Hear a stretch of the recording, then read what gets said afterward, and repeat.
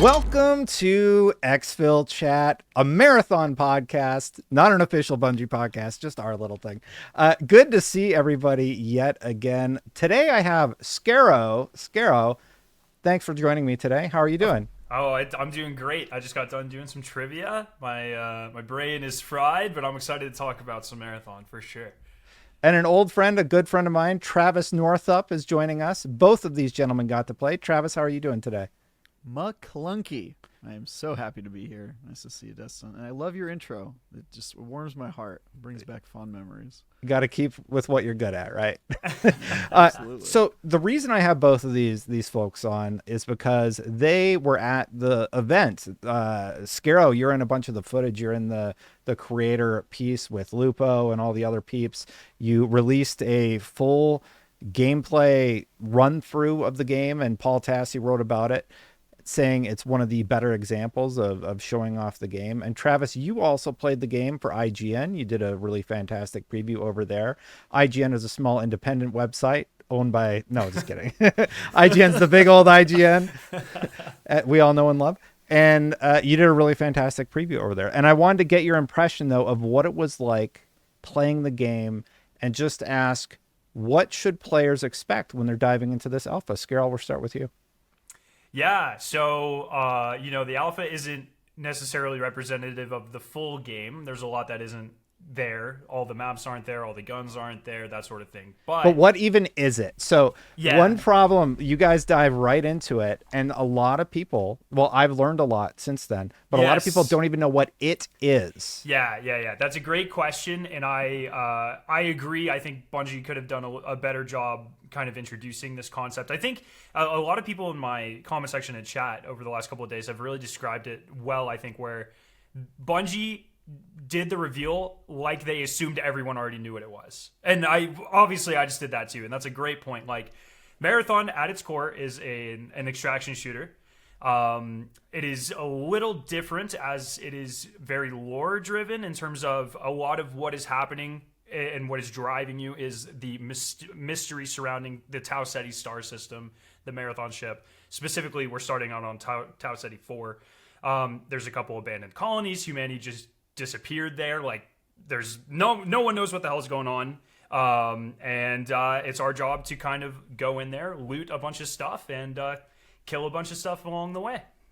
Travis, can you jump off of that? Like, why are we looting this stuff? What are we doing on this planet? It is an extraction shooter like Tarkov, like Delta Force, but maybe you can tell us more about why exactly are we doing all of these things? Yeah, it's probably worth mentioning that Skarrow has played a significantly larger portion of the game than I have, because he is helping them beta test, and I just covered it for preview. So I've only seen what's in the alpha, but my impressions based on the alpha is that story is not a huge focus for them, or if it is, it's going to be one of those things that some players dive into who have the appetite for it, but most people are just going to go brain off and start crouch spamming on top of their opponents. I'm gonna aim my gun slowly at one enemy, shoot at him a bit, then turn and snipe somebody. Yeah, I've heard yeah. that. Bungie has taught me that is the move. That's that the I've move got to if nail. if you're making a trailer for them, for sure. But to answer your question about what is in the alpha, it is 2/3 of the characters in the game, so it's 4 unique characters. It's 2 of the 3 maps that will be there at launch, 4 maps that will be there shortly after launch, so about half of the areas, and some amount of the weapons that they have not been clear, like how many there are in the full game, but it's certainly not all of them. And so you get one small map called Perimeter, which we played a small amount of, and then their largest map in the game, which is called Dire Marsh, which is the largest map that we know of in the game. Granted that they haven't shown us a ton of the super secret map that's going to come out post-launch. That's sort of, in my opinion, positioned as their like Vault of Glass type coming out party, right? There's going to be like a full of secrets and stuff that we don't know about.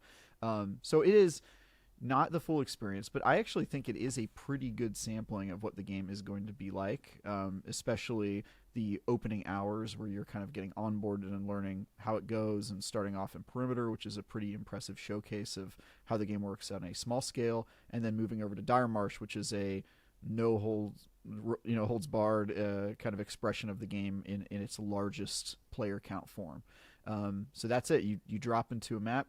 You have a certain number of teams that are on the map. You do not know how many they are. Your goal is to complete PvE objectives, and if you run into any other players, go head-to-head with them and get out with as much loot as you can. And anything you bring with you or are carrying on you is at risk of being lost forever and stolen by another team, etc., if you fail to exfiltrate. And so it is I described it as their sweatiest game ever. It is a very competitive game. It's got high risk, high reward.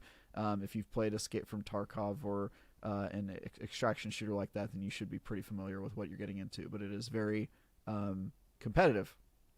Yeah, I keep going back to Delta Force because I heard somebody make that comparison. I had a lot of hours in Delta Force, and the way that game works is basically you pick a hero archetype, and you can all pick the same hero archetype if you so choose. You go into a map, you try and get loot, you can do mission objectives, and you extract. So if you're curious about what that particular experience is like, you can do that. If you've played Tarkov, you already know it. Skarrow, how much time do you have in Marathon? Like lots? Yeah, I have about 100 hours now. What? I thought, what? 100? I've been through a couple of different things. I've been part of many playtests and many builds and stuff. So, yeah. Okay, so I have to ask, what is a typical match like? Do you typically go in and you're just kind of doing your NPC missions? Are you constantly just hunting other players? Like, how do you approach it? There's a lot of player agency there. It's going to depend on what type of player you are, and I guess more specifically what type of crew you have. I think Travis and I were approaching it in very similar ways, where we generally had very gung-ho teams where, maybe you would start the match, you would do whatever your contract requires. That would take 3 or 4 minutes. And then for the other 20 minutes, you run to the center of the map and you wait for bullets, and then you go hunt people and steal their stuff. And there were multiple times across, some of the different playtests where we would kill literally every other person on the map, take all their stuff. It's the fastest way to loot, of course, because they do the looting for you and then consolidate it. It's very nice of them. It's going to be drastically... Yeah, exactly. It's going to be drastically different once people have time in this game. So I'm just enjoying having that knowledge gap and being one of the more knowledgeable people about the game for now. But that is almost certainly going to change here in 2 days. So we'll see. Yeah. Do you like... It depends what you want to go in with, Destin. So yeah, you'll have missions that you're currently on, and your teammates will have some too. And so you might have ulterior motives you're trying to accomplish in the map. Okay. Like, hey, if we can, I need to go to this section of the map and I need to loot 3 chests so I can complete this bounty. And then even if you complete that quest, but you don't successfully exfiltrate, you're still at least making progress, right, in your mission. And so right. Everybody will have some things that they want to accomplish, but in my experience, you get put on the map, and as soon as you hear another player shooting in the distance, your brain just turns off, and you're like, "Let's go PvP it up," right? Yep. And so Fallout or Skarrow and I had very similar play styles where we were just let's go hunt players. That's what we want out of this game. And then there were other people who were very clearly just trying to stay off of other players' radar, get their missions done, and get out of there without getting accosted by anyone. But or games radar. Just kidding. I can make jokes like that now. Just kidding.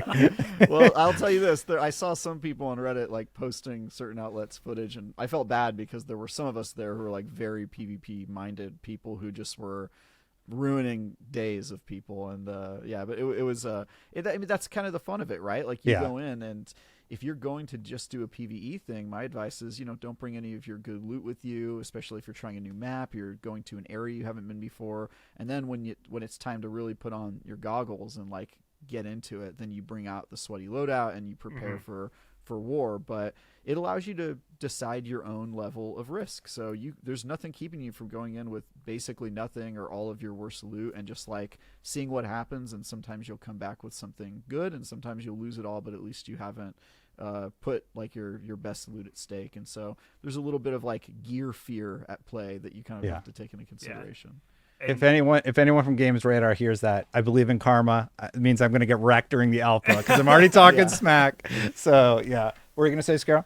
I was going to say, I think this will change to I think for the alpha, a lot of the stuff or some of the stuff isn't there. Like I've kind of gathered that there are going to be additional like encounters and maybe mini puzzles and stuff on a lot of the maps that are going to drive players towards them that aren't in this build and maybe haven't been fully fleshed out yet. So I think like the way you approach the game, all of the progression systems aren't necessarily there currently. So it's going to be a lot different for the alpha, where it is a lot more, hey, it doesn't really matter what progress I make on my character upgrades or my faction levels because I only have access for 2 weeks and then it gets reset. So I'm just going to go kill people and steal their stuff. So, yeah. Yeah, let's talk about that for a second, because I really do not like this idea of being reset every 3 months or however long a season ends up being. If they do 4 seasons a year, it's about 3 months. They do, 3, it would be fewer. I'm bad at math, but you can do the math at home.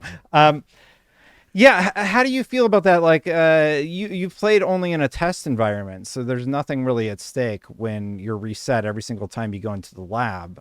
Yeah. But how do you think players are going to respond to that? So I think, and I've been doing Destiny stuff for 10 years now, and all of us have a pretty strong foundation in that sort of game. I think for players like us, it's going to require some rewiring of sorts. Like in Destiny, the end game, like the end goal is to get the loot. The progression in Marathon is very different. The loot, or like the guns and your gear, are a means to an end, but they are not like the main progression system. That's going to be unlocking things like the narrative through leveling up factions. As you level up factions and complete their contracts, you get permanent upgrades on your character. It doesn't matter how many times you die, you get to keep those until the wipe, of course. Solving secrets and the mysteries of Tau Ceti and that sort of thing. Those are the main progression systems, like kind of now. And then there's going to be like cosmetics and the ranked mode and stuff past that aren't currently available. And so for me, now that I have so much time in this game and I have had to reset so many times, I'm at like 5 times now. I'm fine because I know it'll take me a match or 2 to get semi-geared to a point where I can start pursuing those contracts and making the main progression or making steps in the main progression systems. So I think it'll take a little bit for people to kind of catch on to that. But it really, like, if you die and lose your stuff, it does not take that long to get decent gear back. It'll take you 1 or 2 matches. And they make it easier as you go, because Yes. you unlock ways to get gear faster, so you can buy like a decent shield or a decent backpack from the shop, the black market, in between matches. And so they put in guardrails to get your loot back. But to answer your question about resets, I think it's one of the ways in which this game is just not going to be for everybody. Like, some people really don't like playing Diablo 4 every season because they know that they're going to have to make a new character from scratch and they just don't want to play it over and over again, right? And so they wait for major expansions or things to get added and that sort of thing. And I think we might see some of that here. If there's one thing I'm worried about with Marathon, it's not that it won't be fun to play. I mean, I've played the alpha and I know that it's fun. It's really that I worry it'll struggle to find an audience, both because of its model and how they're selling it, right? It's got a premium price tag in a space where lots of games are free that use this model. And then it's also it's a very competitive game that is not going to click with the traditional Destiny audience, and it's always a risk that they're not going to be able to find that competitive audience that they're looking for. I have confidence that they have a chance at it, though. Having played it, like I think it is good enough to where if people give it a try, if people try the alpha, I think they will be sold on it, certainly more than the reveal that they did, which I thought really was not a great showcase of what this game can do. Then again, I'm not sure there is a great way to showcase this, because it's sort of one of those things that you just don't get until you play it and something crazy happens and you have a story with your friends that you're like, wow, this crazy thing happened in this match, and I did a 1v3 and came out with this amazing loot and that sort of stuff. But I think there is a real risk of people not being down for the resets, not down for the grind, and I mean that's the big question mark for this game for me. Yeah, I was disappointed by how the reveal was produced. I understand what they're going for. I know there's a lot of nerves there, but when you're presenting for people who already have 100 hours in the game, you forget that people like Destin have no clue what you're talking about. I don't know who Void is. I don't know who the Shield character is and all these other things. And they're talking to us like we've experienced this before. It wasn't until I really dug into it because of my own interest in Bungie games and curiosity about Marathon that I actually became more and more excited as I learned more. But I agree with you. I think they do have a steep road ahead. And Paul Tassi is reporting that leadership actually felt quite nervous about the reception of this reveal. So it wasn't just crazy Destin being cynical like I always am. No, most people sort of felt the way I did, where they were a little thrown off by it. And because of that, they decided to take an NDA that basically said you can't live stream it, you can't show footage of it, you can't talk about it. And I was like, oh, so it's Suicide Squad all over again? Everyone's going to just leak the whole build anyway? And they just said, you know what? No, everybody can talk about it. Everybody who gets in can live stream it and whatever. How do you feel about that move? I think it's a massive W. I don't usually like to say my impression before tossing y'all, but I can't contain myself on this one. I mean, I would be surprised if anyone thought it wasn't a good idea. The NDA was always crazy to me because it's the exact same build they already let us talk about for previews. And so it's just going to be more people playing that. I really don't see the harm in showing it. I think the thing they're worried about is the stuff that they're inevitably going to have to change and the bugs that are in this build that they already know about that people are going to see. And so there's going to be some of that like jankiness. We saw some of it during the previews. There's also like systems that very clearly need to be rethought. Like they have a durability system whenever an item, whenever one player drops an item and another player picks it up, it loses durability. And so at some point in the game, you're going to kill somebody, open up their backpack, see an item you really like, click on it to take it, and then it's just going to disappear from existence because it ran out of durability. And that happened to Skarrow on a gold item, I believe. A gold shield from Oh. Tens. Yeah. We And beat so, one of the best players in the playtest. He had a gold shield. I went to pick it up and it just disappeared. And we thought it was a bug until it was explained to us. It was explained to us that it's a was mechanic that is intentional. very poorly explained in game. And so there's like stuff like that where it's like people are going to see that and have problems, and there's a likelihood that they already fixed it in a future build because they already know the feedback. They know that that's not how it's really supposed to be. And so you know, if it were me, I would, if it ran out of durability when somebody died, I would just delete the item before a player was able to see that they were, you know, robbed of it, because it does not feel good to click on Well, an it's item hard with and the then watch it shield, disappear. right? Because that's the one item you can see. Because when you shoot someone, it shows you the color of their shield. Yeah, exactly. You see so the it's gold. like that is. I feel like shields can never have that system because, like, if it's a backpack, you can't tell if someone has a gold backpack. You can't tell if someone has a gold implant. Like, that's for you to discover when you pick it up. The shield is the one thing you can definitively say that is a gold item. I'm going to chase that person down and kill them and take it. Yeah, maybe there's a audio cue of it like breaking when somebody gets down or something like that, or it just doesn't become lootable. And there's just got to be a better way than clicking on an item to pick it up and then just it disappearing from existence. And so 100%. there's stuff like that where it's like, I'm sure that those were the types of things that they wanted to keep from the public, and I think they realized that nobody was going to understand this game until other people were able to play it and talk about it, and I think that was the smartest move they could make. Yeah. Skarrow, what are your thoughts on the NDA? Like, why even go that route, and how do you feel about them dropping it? Yeah, I think they were worried about some of the content not being finished, and specifically like perimeter, we weren't allowed to show at all, Travis. And it looks great. It's, you know, I think there's some textures and lighting that maybe aren't done yet. But as a map, I think it looks great, and I'm not really sure why they put that restriction on us, to be honest.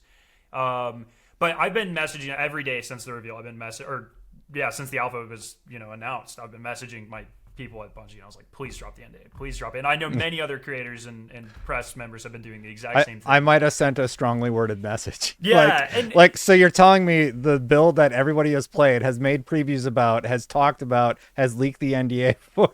Like, we can't talk about it? Yeah. I think there were a lot of us doing this, and I'm glad they listened. And I agree. I think this is inherently a very hard genre to show off, because so much of the appeal of this genre is the fact, like, when you're in the game, there's all that tension that you might lose everything. But from a viewer experience, especially if you've never played an extraction shooter, you don't know, like, you can't convey that, you know? And context, so people need to get their hands on it. They need to see these crazy clips. And I think the more, especially now, like after the reception and the very vocal, however large the group was, but very vocal negative reaction to it, I think the best thing you can do is let people have those positive experiences and market the game for you. So, my guess, by the way, on perimeter is that they're trying to not show everything in their first coming out party. Usually, that's like a pretty typical marketing thing. It's like, all right, we'll show one map 6 months out, and then we'll show another map 4 months out, and then, you know, you kind of you take your time with it. So the fact that they're letting us show all the alpha, including perimeter, which we weren't able to show in our previews, is kind of nice. But it probably pissed some marketing person off somewhere in Bungie. Yeah. Well, I mean, somebody leaked that you can play on the ship like the first day the embargo was up. That was all over. We've been allowed to talk about that's that. Not really a leak. We're allowed to talk about that. Show it. Yeah. Oh, okay. We are allowed to talk about everything that has happened in previous playtests as long as we caveat it with it was a work in progress. We played it X amount of months ago. Many things have changed. I've been purposely kind of hinting at it, but not specifically talking about details because I think it's going to hit a lot harder if the community uncovers a lot of it themselves organically. Exactly, I'm a puzzle guy. I've always been a puzzle guy in Destiny. I was pretty big in the ARGs for Marathon. I want the community to solve that, and I want myself and my streams and my community to be heavily involved with that sort of thing. And so I'm going in. Anytime they offered anything, I'm I don't want to know literal. Do not tell me anything. I don't want to see concept art. I don't want to see anything past what I saw 6-7 months ago. And I don't want to know anything. And I'm excited to see what the final version looks like. So I'm a little bit curious. You both brought up gear. Did you happen to get any very interesting weapons that stood out to you? Travis, maybe start with you. What'd you get? Yeah, my crew found I think there were only 3 gold items that we found that entire week. And the one that we found was a backpack. It gave you invisibility, maximum carry capacity, and then also anytime you're interacting with a container, which includes dead players or a dumpster or wherever you can get loot out of, your character becomes completely invisible, and not like Destiny invisible where you're kind of blurry, fully invisible, you could be standing right next to me and not know if you don't bump into me. So it's crazy because it means you can get in a gunfight, and if you're you can slide behind cover and then just interact with an object and just fully chameleon into the wall. Yeah, it's crazy. So that was a huge game changer for our squad. We gave it to one player who it was more for their build because they were an invisibility build. Void is the name of the character, and so we gave it to that guy, and he used it for the rest of the demo. It was a very clutch item. And then I found a purple rarity, which I think is the next highest rarity. 2-tap rifle that was kind of like a scout rifle, except for you could shoot somebody in the head twice and break their shield and down them.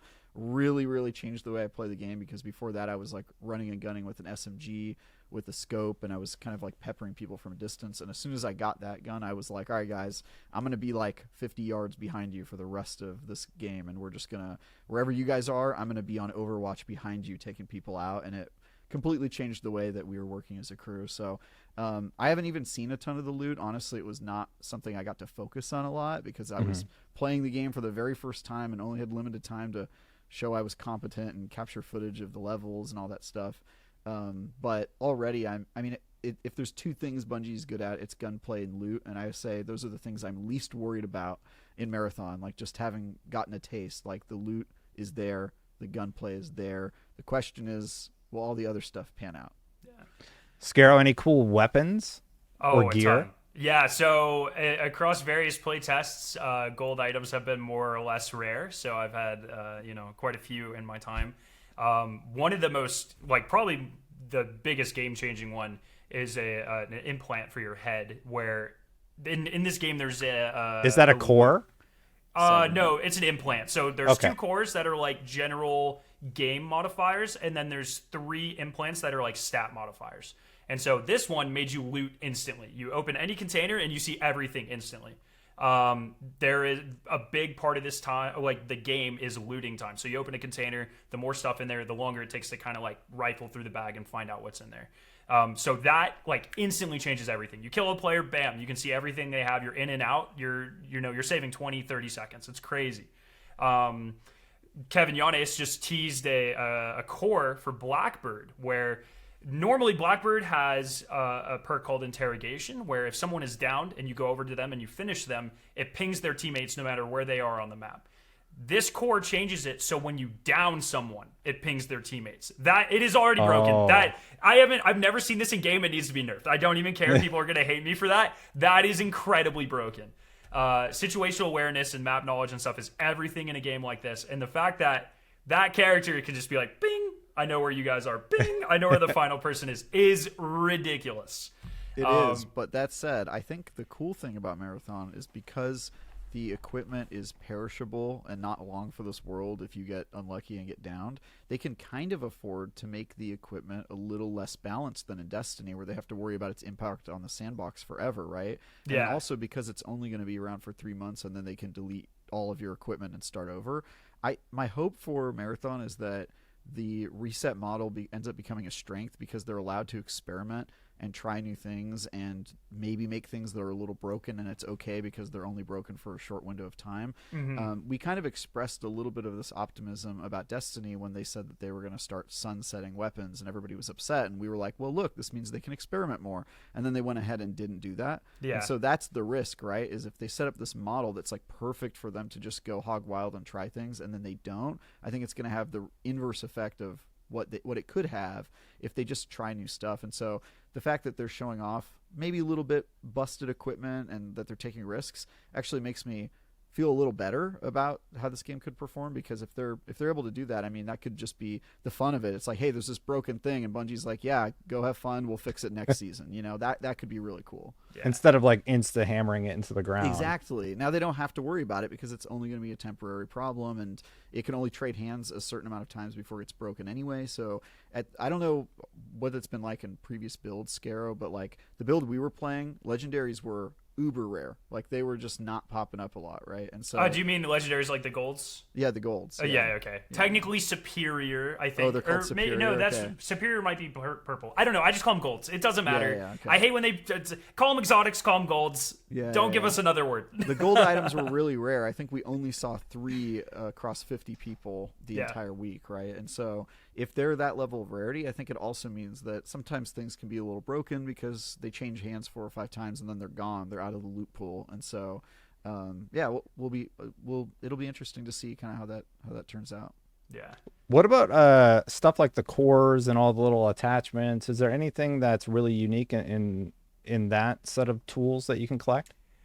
The amount of build crafting in this game is pretty crazy. I didn't really expect it. I'm not really versed in extraction shooters, so I'm not sure like how common that is in other games, but I definitely didn't expect it. And then after my first playtest, I had a talk with Kevin Yanes, and he's like, oh, but did you get this core and this implant and do it on this character with this thing? And I was like, what the heck are you talking about? And then the next day I went in and I was like, oh my gosh, like there's actually some crazy synergies here. Like there are builds where you do more damage while you're invisible with a knife, but also cores that make your knife do poison damage, which damages through shields, like it's just health. And like you can really spec into a melee character. You can really spec into a character that just moves super fast and like you're all about movement at sacrificing some other things. And there's a ton of build crafting, and it's kind of interesting because you almost have to approach it like a roguelike, where it's like you die. Okay, what implants or mods do I find or have available in the black market? Oh, I'm going to try to build around this for the next couple of matches, and then you die again, and then you can start again.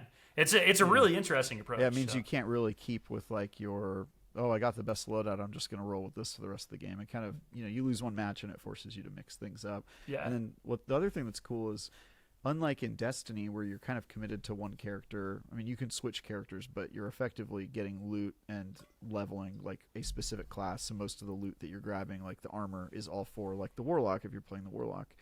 In this game, you could be playing as Void, and you could find a mod that gives you a triple jump as glitch, which is like a huge game changer. And then that incentivizes you to just like switch the character you're maining that season based on the loot that you got, right? And so a triple jumping glitch is a big enough game changer for you to be like, all right, I'm just going to switch the character that I prefer to play most of the time and try this new character and just like hard commit to it, or at least do so until you lose that mod in a gunfight, and then you switch over to something else. So it kind of is nice that it like incentivizes you to follow the loot and try new things and new classes based on what you find. Yeah. And I think there's a ton of equipment that will even play into that further that we don't have available yet. But like there's so many I think one thing that they're not really playing into as much in this build is there's a lot of status effects that you can do. Like you can either inflict them on other players, or things in the environment inflict them on you, or abilities do, or there's grenades that overheat enemies so they can't sprint. That's not in this build. There's grenades that EMP enemies so they can't use their abilities. You can see them on the radial dial, but they're not currently in the build. There's grenades that make things toxic and burn your enemies through their shields once again. And like, there's a lot of things where you can make yourself more resistant to certain things, or special consumables to make you immune for a short amount of time. There's a lot of like interesting rock paper scissors that people are going to be playing through these different systems that you kind of get a taste of in the alpha, but I think are going to be a lot more fleshed out when future iterations of the game hit. So in addition to gameplay mechanics, Bungie actually gave us a little bit of a tease of the factions and how the storytelling is going to work. Specifically, they showed us Traxxas, and they showed a little bit of an intro there. I really like that style of presentation, and I was wondering, that Trax coin to the moon. Yeah, there were 3 unlocked in the menus that I saw in footage as I was digging around the internet. But I am curious, can you tell us any more about priority contracts or any of the story elements, or was that not available to you? Skarrow, maybe start with you because you have 100 hours. Yeah. It is changed drastically across the different playtests. Now it is definitely the best it's ever been. I think they're going to keep going down this path where it is essentially like in the story, humanity disappeared from Tau Ceti like 80 years ago, I think, or something like that. Sorry, lore people. And we have just now caught up. Like, we've just now gotten back in the Tau Ceti system. We arrive. We have the distress call from the Marathon, but we have no idea what happened. Everything's gone. There's ruins. We put up all the maps that you see, those are new, like, architectural things built by UESC and New Caloric that have just been, like, put up overnight. And so we are like scavenging the remains, and a lot of the narrative stories, each of the different factions that you are, working for, they're different mega corporations. They all have like different interests. So New Caloric wants to find out, how are they feeding themselves? Did they die because of a plague? That sort of thing. And so they send you to investigate soil samples and algae growth and things like that. Traxxas, they just want to commercialize. Yeah. Traxxas just wants to commercialize everything, and they want to make life as hard as possible for the UESC, which is like the Earth government. And so they're like, hey, go kill a bunch of their people, steal a bunch of their loot, make them waste resources, and maybe try to figure out what sort of cool weapons we can find on this planet. What relics were left behind. Relics being like is there any weapons from the previous version? Nothing like Alien or anything that we've experienced yet. And so a lot of the story so far is delivered in this way. It's like, hey, this AI representative is talking to you. Go do this thing, and then you do it, and then you both find out something about the lore, or the world together. And sometimes there might be a little cutscene. We didn't experience any of that, but there's going to be a terminal system like in the original games, but this is going to be in the menu where as you collect items and you unlock things, you unlock pieces of lore where you can go and watch cutscenes or read transcripts and learn more about it. So that's all really tied in fundamentally to progressing through these priority contracts, which is like kind of the main quest, and upgrading your factions along the way. Well, let me just ask you real quick. Do you think the story is compelling? Do you think that players will be signing on to get that next piece of lore? I think that depends how they do the seasonal model. If they can deliver compelling community moments, I think, yes, absolutely. I really love the story of Marathon, and the 2 ARGs had incredible story as well. Mm-hmm. Not the easiest things to access currently, though. And so I think if you can really capture some of the energy that a lot of these live service games have, I think Marathon provides the perfect tapestry to do that, because it is a crazy world where pretty much anything can happen. And there's I think a compelling, like, kind of, a hyperbolic but real-ish world narrative behind it too, where it's government and corporations and stuff people can kind of connect to. So I find it very interesting.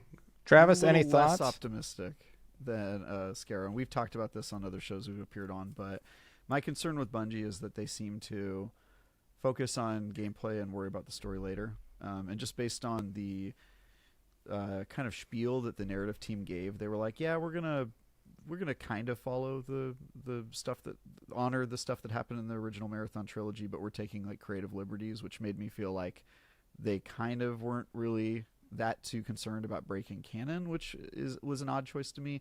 And then beyond that, it's like just the way the story's formatted, it makes me feel like it's very optional, which maybe is a smart choice. Like, a lot of people love to skip cutscenes, mm-hmm. and these are like the most skippable. Like, it is very optional if you want to experience the story.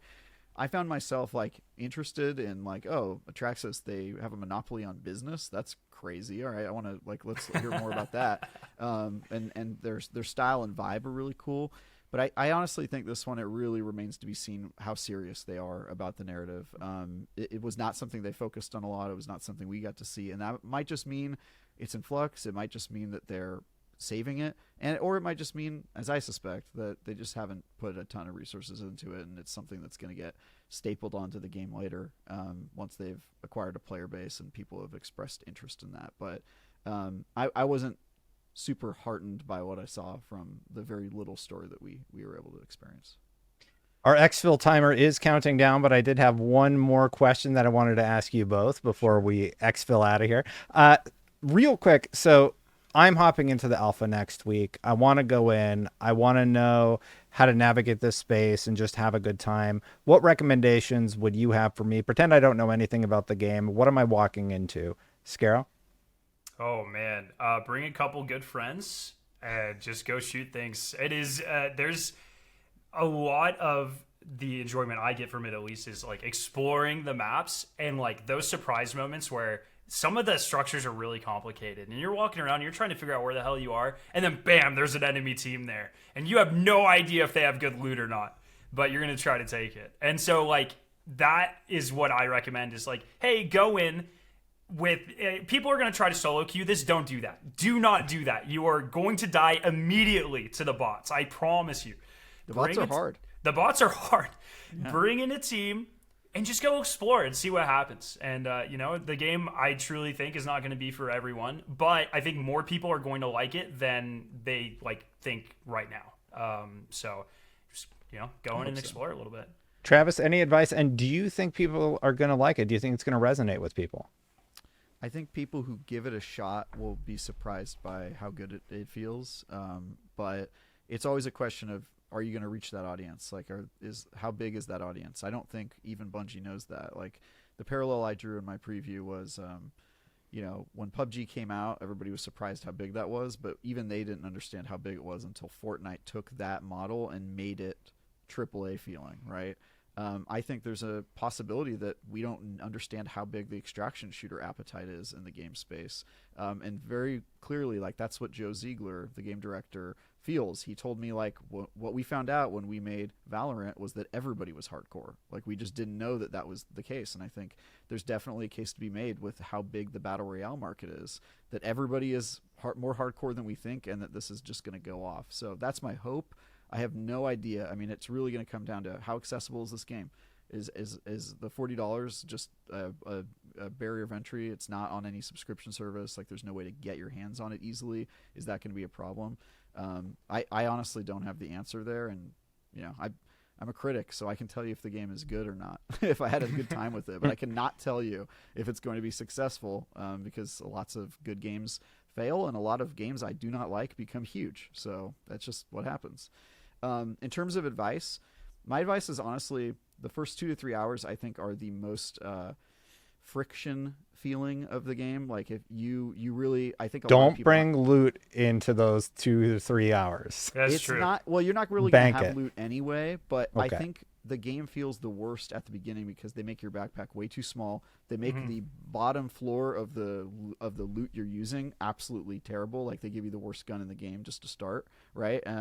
And those 2 to 3 hours I think are going to be a test for a lot of players of whether they're in or whether they're out. And I think there's a risk a lot of them are going to be out before they get over that hump to where I think it really starts to get good. And so my advice is, in those first 2 to 3 hours, don't worry about winning so much. Worry about completing the quests that you have. You've got 1 or 2 quests on the side of the screen. I think you can only bring in 1 bounty at a time. Just try to complete that quest. Do not worry about getting all the loot. Don't worry about winning PvPs. Just try to beat that quest. And when you do that a few times, you'll unlock perks that are permanent upgrades that will make your life a lot easier and will make it feel less bad. But there's a real chance a lot of people are just going to run into a brick wall in the first 2 hours and log off and never log on again. And so try to avoid that by focusing on your objectives and not running into a PvP gunfight that you're inevitably going to lose and get frustrated by. Yeah.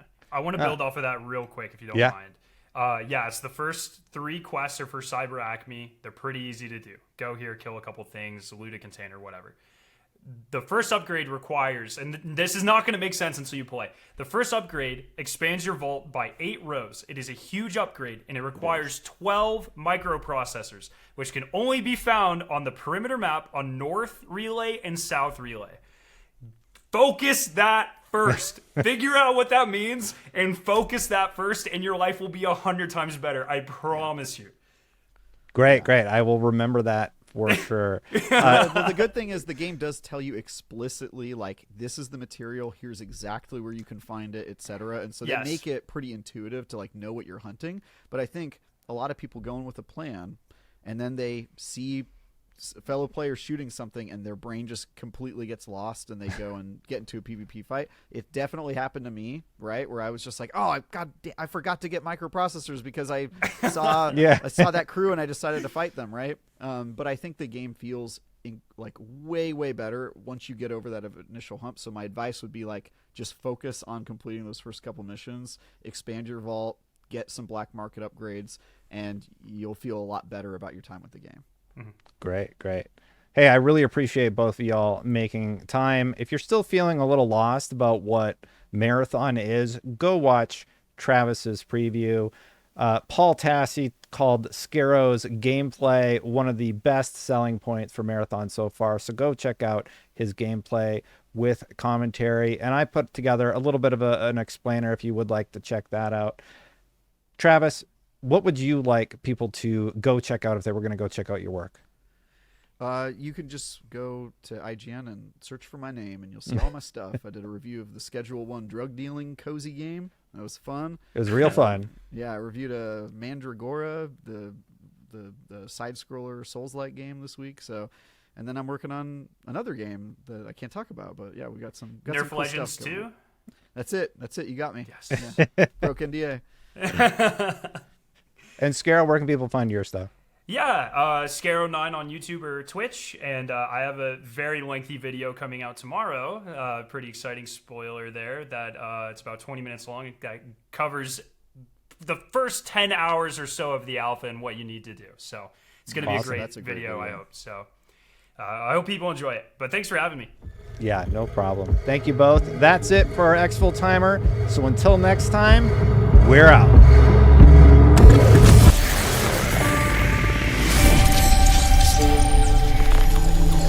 Thank you.